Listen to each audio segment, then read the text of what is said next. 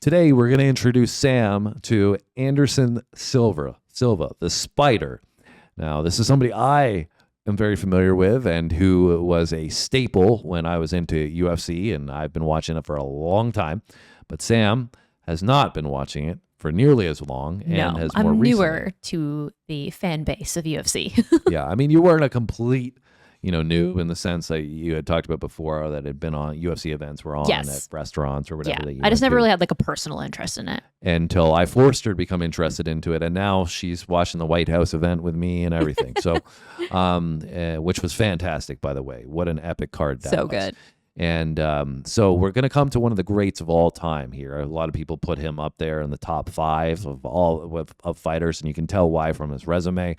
He was dominant for like 7 years, and didn't he defend the belt like 10 consecutive times or something? Yeah, probably the best middleweight ever, and so he's one of those fighters that I think when the reason why I wanted to show you this video is because he's special in the sense that it wasn't just that reign that you talked about; it was the way he did it.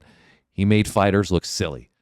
He made fighters look like they shouldn't be in the ring with him. And these were the best of the best that he was fighting. And he was making them look like everybody kind of had that, that you hear about fighters, oh, maybe this is going to be a challenge for this fighter that's been crushing it, like Ilia Topuria with Justin Gaethje, right? Yes. It's like with Anderson Silva, it didn't matter who stepped in there with him. He was just going to do his business and make it look like it was a walk in the park. And do you believe that was because he was that good, or was the division maybe not as good as a whole at that time? He was fighting top tier talent. So cool. You're about to see this. You're about to see what Anderson Silva is all about. Welcome to the Octagon, Anderson Silva. High good head kick.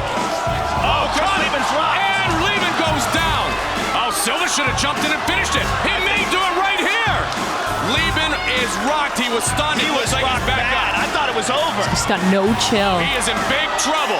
Chris Lieben goes down again. The debut of Anderson Silva lasts less than 1 minute.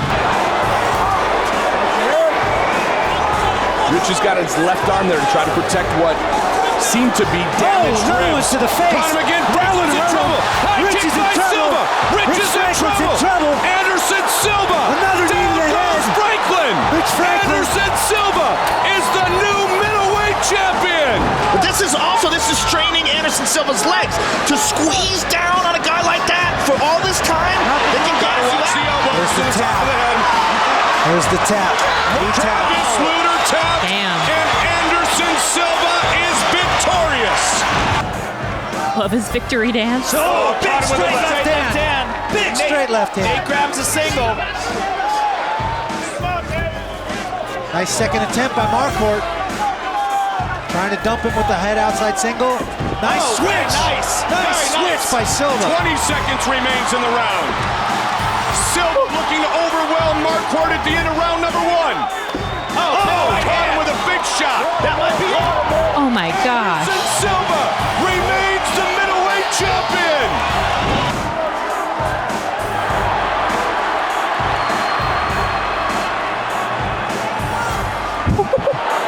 And Franklin goes down momentarily.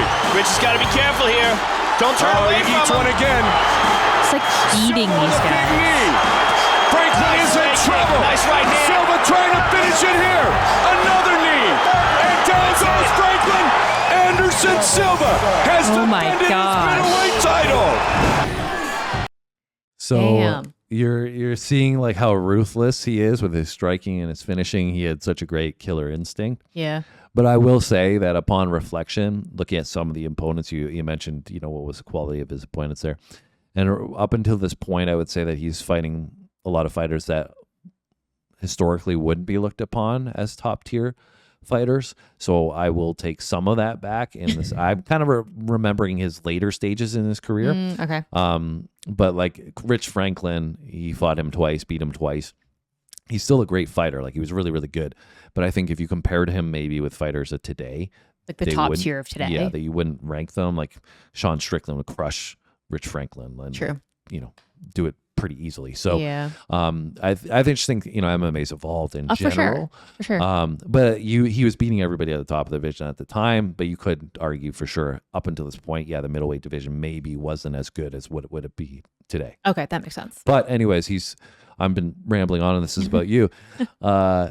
Your thoughts? Obviously, you've seen a lot of fighters, but this is their first introduction to seeing Anderson. Yeah, the thing that really stands out to me that I feel like sometimes I get frustrated when I watch some of these matchups and stuff is like he follows through a lot, which is great. Like he'll punt, do a combination or whatever, but he keeps going. It's like he sees that they get hurt a little bit and he keeps going. He keeps pushing. Obviously not putting himself at risk, but he sees the opportunity and he doesn't just like do a 1-2 combination and then back off and be like, okay, well, like, where's it at? It's like he sees his opportunity and he just keeps going. And I feel like that's missing in a lot of the fights that we've watched recently. I'm kind of like, why did he stop? Like, you had the opportunity. You could probably finish him now. Like, just go for it. Yeah, and you're highlighting one key component about what made Anderson different in that he was probably the best finisher ever. When as soon as he smelled blood, he was like, you were worried. And I think that's the thing too, right? Like you and I have talked so many times about sometimes people fight to win, they don't fight to finish, and you can tell he's fighting to finish. For sure. Anderson Silva has defended his middleweight title. He's got Dan's back here. So this fighter is really good. Oh, trying to work his way up with an elbow is Dan Henderson. Dan's got to be careful. He's back mounted. He's in deep trouble here. Silva's got the hook syndrome. Now this is even worse because he flattens him out. Joe sounds so young. 5 seconds remains. He can submit people from this position alone without even the choke. Dan's 20 in seconds deep remain. trouble. Trying to finish He's it. done. Anderson Done Silva like dinner. looking to choke out Dan is in Henderson. deep trouble. Anderson Silva remains the UFC middleweight champion. Nice leg kick by Urban. And Urban's in trouble already. That's Silva it. Done. trying to finish it. Done. Wow. Anderson Silva. Wow. He hasn't been embarrassed, and he's been in there with the top pound-for-pound fighter in the world, and he doesn't have a mark. Got a little cut on his forehead, but he's doing that too. Oh, no. What happened? His knee just snapped. Oh, no. I don't think that was a real finish. Oh, he blew his ACL. Unbelievable. Confident in his striking. Look at the hands low. Yeah, I think Ducks he really under. does. Oh, down goes Griffin. I think he really is trying to send a message here, Looking to Mike. finish the fight. He's rocked him twice here in round 1.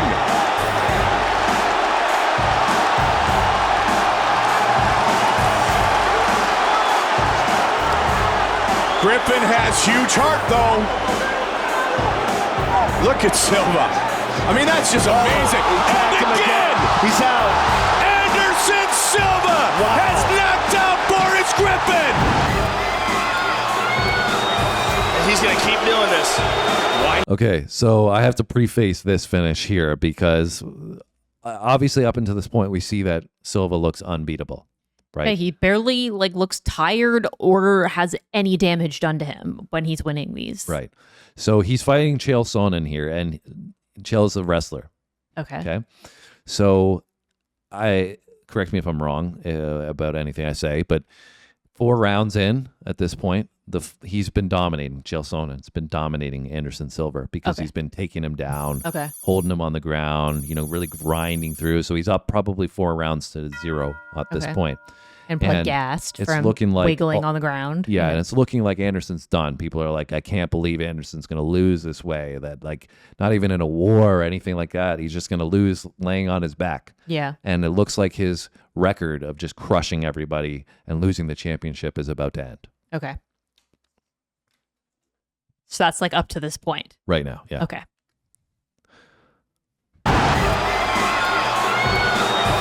He's going to keep doing this. Why not? Punch from the bottom by Anderson Silva. 11-fight win streak could very well be coming to an end. A record-setting win streak. Watch out! Triangle! This is trouble! This is trouble! Can he choke out Chael Sonnen? Dan Anderson Chael's in big Silva trouble. Chael's got finishes his legs. fight! He's got his legs across. That's what's. He's got it. Unbelievable! Anderson The Spider Silva remains the UFC middleweight champion.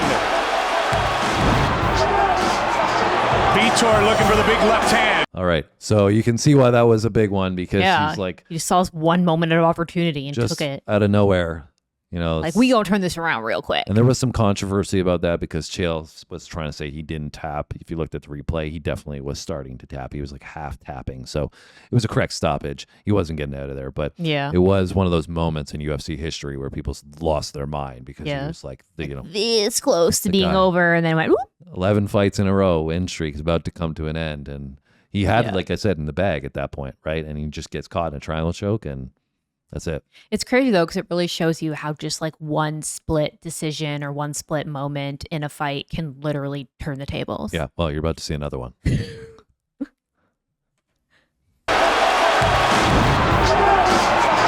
Vitor looking for the big left hand. Outstanding head movement by Anderson. Like we said, second to none. He front kicked him in the face. Absolutely rough. Trying to finish. Anderson Silva remains the middleweight champion. A front It's like a kick to split the face. Wow. Well, they're not even going to show the replay? Come on. Yeah, go run it back, run it back. I was almost in shock, so I didn't Yeah. even take it in. When you see if you see the replay in slow-mo, which we're not going to get on this video, Yeah. it's crazy. Like, you see his face just like rattle. But yeah, you can see why that's like. And Vitor Belfort, who he's fighting, is somebody that like was looked upon as, he was juicing a lot at the time, but he was looked upon as a phenom that everybody thought could be like the next thing to knock Anderson Silva off the pedestal. True. Vitor looking for the big left hand. Outstanding head movement by Anderson. Like we said, second to none. He front kicked him in the He did not see that coming at all. Anderson Silva remains the middleweight champion. A front kick to the face. Wow. He rocked him again. Dropped him. Now he's looking to finish. Okami trying to protect himself. He is so accurate with his strikes, Mike. Big elbow to the midsection. This fight's going to be stopped right now.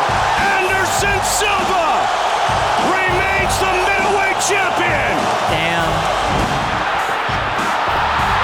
That is an early turning point in this fight. It's that guy again. Was that a knee to the face? Yes, it was. Pounding in his Deemed a skull. knee to a downed opponent. But the action continues. We need him as he gets up. Big right hand, looking to finish the fight. Chael's in trouble. Anderson Silva remains the UFC middleweight Wild. champion. Anderson holding onto the arm, and he takes him down. Swarms him. Big knee. That hurt. This is going to be it. Looking to finish the fight right here. Anderson Silva Damn. defeats Stephen Bonner. He is the greatest of all time. And that was Anderson wild. Silva. Yeah, man. He crushed it. Yeah, and I think one of the things you don't get just from the finishes here is that a lot of the finishes look like they weren't big shots, but it's really impactful because he almost makes his opponent quit because they had been beaten up so much by that point. Yeah, like he's done so much damage up to that point that's compounded. And it's almost also like they feel like they shouldn't even be in there with him because they, you know, they'll punch and they'll miss, and like he just keeps hitting them with shots and like body shots, and they, you know, it's just like a beat down, and it gets to the point where the opponent's just like, I don't have a chance against this guy. Well, when you watch him, you can just tell like he has very smooth movement. He moves his head a lot. He's constantly moving, but not in a way that's like overkill and going to tire him out too much. He didn't even have his hands up like a lot of the time because it was kind of like he was just ready to kind of like, you know, move around almost like a little snake. You know, like how a snake will like. Yeah. Spider is close true. enough, I that guess, makes right? sense. Yeah. But yeah, so upon, you know, rewatching this and, you know, going back and seeing who he was fighting at the time, I would say on net balance, yeah, it was kind of a weaker reign of opponents. I think I would just remember some of those big highlights against like Vitor Belfort as an example, Dan Henderson, stuff like that, Chael Sonnen. Those are, big time fights and against good opponents. But if you were to compare it against, what we were saying today in the middleweight division, and the middleweight division thus far is pretty stacked. So, yep. Yeah, I mean, that's probably a good question that you asked. That's good. But I feel like sometimes, like you said, through the evolution of all of these generations, it's like they all learn from each other, right? So the fighters today have had the privilege to watch and learn from all these fighters who came before them. Yeah. So, it's kind of like, how do you really realistically gauge, who's better based on what qualities? But all I know is that blew my mind. And the other thing that Anderson did, which we didn't see a lot of in this, was personality in the cage. So he did a lot of like taunting to a degree, like, you can't even hit me, bro. Like, true. And bringing that from boxing into MMA. Okay. It did come back to bite him in the ass at one point because he ended up getting knocked out from doing that. Maybe we should watch that at some point. But that was something that made him unique as well, was that he was not only beating people in such a devastating fashion, he was making them look silly inside the cage, and there was nothing they could do about it. It's like, come on, hit me if you can, bro. Like, come on. Like, and then he knocks him out, and it's like, you guys shouldn't even be in here with me. You probably also, like, as an opponent, get so annoyed with somebody doing that. Well, that's the point, though. That's why he would do it. Yeah. Right? Because he would be like, it would like distract them and frustrate them. them. If you're supposed to be in here with me, come on, show me. It's like almost like a psychological warfare tactic. Yeah. Yeah. Anyways, guys, that's crazy. Anderson Silva. That was Sam's introduction. I'm sure she's going to remember now anytime Anderson Silva's name is brought up when we talk about middleweights going forward. She's been educated a little bit more on the UFC, and that means that there's no turning back now, ever. She's stuck watching UFC for the rest of her life. Lucky me. Good thing I like it. Huh? It's a good thing I like it.